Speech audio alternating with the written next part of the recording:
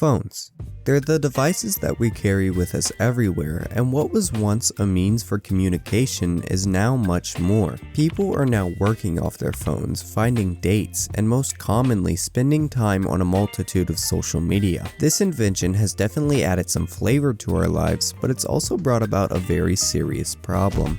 Recent studies have shown that over 47% of Americans believe that they are addicted to their phones. Now, I could give a whole list of reasons why this is bad, but to keep it simple, this addiction makes you lose control, which can have the potential for your relationships to be negatively affected, your future to be destroyed, and your present to be distracted and depressing. So I'd like to help you guys unplug and start living life to its full potential, so you won't be as miserable as I was.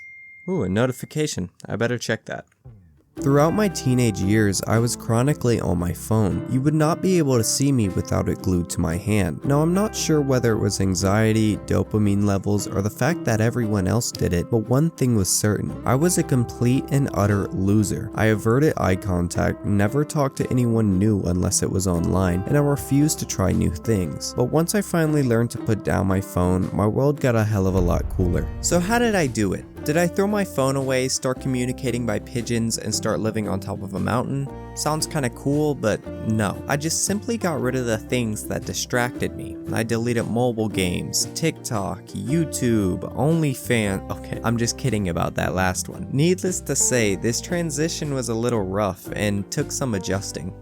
I remember opening my phone again and again, and my dopamine-deprived brain was trying to do anything it could to get a little hit. I would open the calculator app, check the weather, and scroll through my alarms. While this may sound miserable, it's actually really beneficial to be bored at first, as that'll encourage you to find something to do off your phone. This YouTube channel is a prime example of that, because when I stopped using my phone so much, this idea came to mind and I actually went for it, instead of putting it off and watching graphic videos on Twitter, X. So a lot of people aren't willing to just delete social media, and that's completely understandable. So depending on the type of person you are, you could do something like set time limits on each of your apps. So you could only watch 30 minutes on YouTube or 15 minutes on TikTok, stuff like that.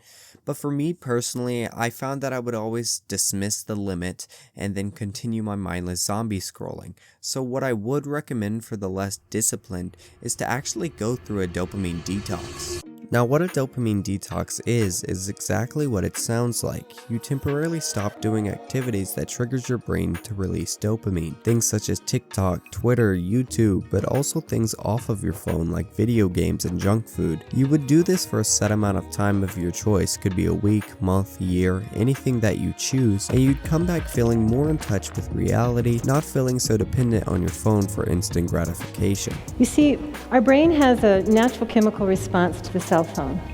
It's the release of a chemical in the brain called dopamine. Now, I'd always heard that dopamine was the chemical that makes you feel good, but that's not actually the case. Dopamine is the chemical that's responsible for our seeking. So we look for something and we find it and we get a dopamine release. And we look for something else and we get another dopamine release. This is what's known as, again, the dopamine loop. So let's say you deleted everything like me, you started setting time limits, or you went on a dopamine detox. Your chains are breaking free and you're finally able to let go of your phone, but there's still a problem that we need to attend to.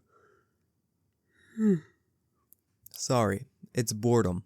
Earlier in this video, I said that being bored is beneficial, and that is 100% true, because boredom sparks creativity, but that doesn't mean we can just sit in an empty room forever, so we need to find some things to do. Now, if you've ever watched another video on this channel, you probably know that I'm a huge advocate for fitness. I personally lift weights, and I'm now getting into calisthenics, but I recommend doing something that interests you. There's loads of different sports, classes, and practices that you can incorporate into your daily routine to stay active and healthy. Not only does fitness already have loads of benefits physically, but mentally as well. It builds your discipline, your tolerance, and makes you more positive overall, which is great when you're restricting yourself of dopamine. We also need to take care of your mind, which is why you should start to incorporate mindfulness practice into your life. You can do this in various ways, including my personal choice meditation, or things like yoga or journaling. These practices help you become more aware of who you are personally and allows you to expand your mind for broader linear thinking. Once you've started incorporating both fitness and mindfulness, it's important to find a skilled hobby to keep yourself busy. We are so used to instant gratification because of our phones and other forms of technology that many people often forget how rewarding delayed gratification can feel. Skilled hobbies that you can progress and work at daily will give you that delayed gratification while having fun. Personally, I'm learning language at the moment, but I also skate from time to time as well. A few popular skilled hobbies that you might want to try out are drawing, writing,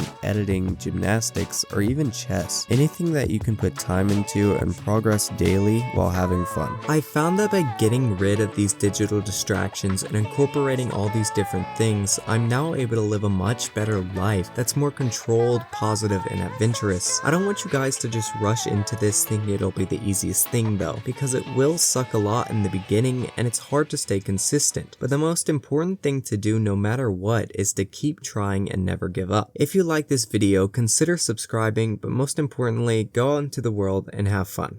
Okay, bye.